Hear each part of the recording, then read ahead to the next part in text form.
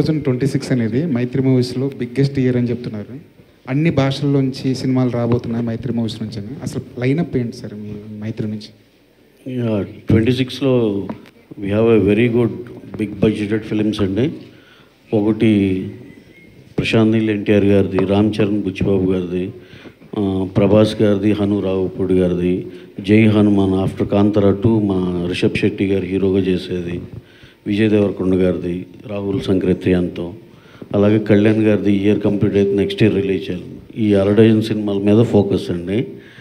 అలాగే చెప్పాలంటే అండి ప్రతి దానికి 26 is going to be huge year and it will be something else for Mythri అండి. ఎందుకంటే ఇప్పుడు చెప్తున్నా అండి, నేను ఇప్పుడు చెప్పిన 4 పెద్ద సినిమాల్లో జై హనుమాన్ కానీ, రామ్ చరణ్ గారు బుచ్చిబాబుది కానీ, నిన్నే ఆ టీజర్ ఏదో చూసామండి.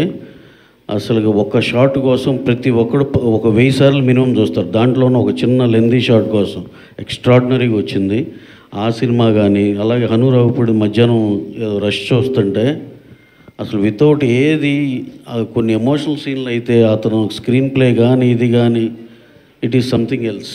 అలాగే ప్రశాంత్ నీల్ ఎన్టీఆర్ గారు, నేను ఆల్రెడీ చెప్పినట్టు అది ఒక ఇంటర్నేషనల్ సినిమా. అది అసలుకి మీరు ఏ స్టాండర్డ్స్ ఊహించుకున్న దాన్ని దాటి అది ఇంకో వేరే లెవెల్.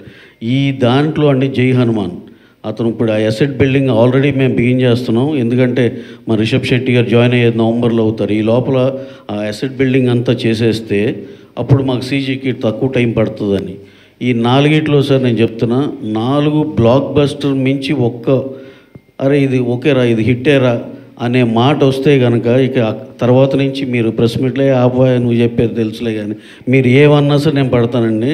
ఈ 4 సినిమాలు 4 బ్లాక్ బస్టర్లు 80% అది రిజిస్టర్ అయిపోయింది అనుకుంటున్నాను.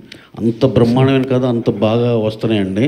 అలాగే విజయ్ దేవరకొండ గారును Rahul Sankrityan he work almost like 2.5 years on the detailing of the subject అండి. డైరెక్టర్ ఎక్స్ట్రాడినరీగా వచ్చింది అది కూడా.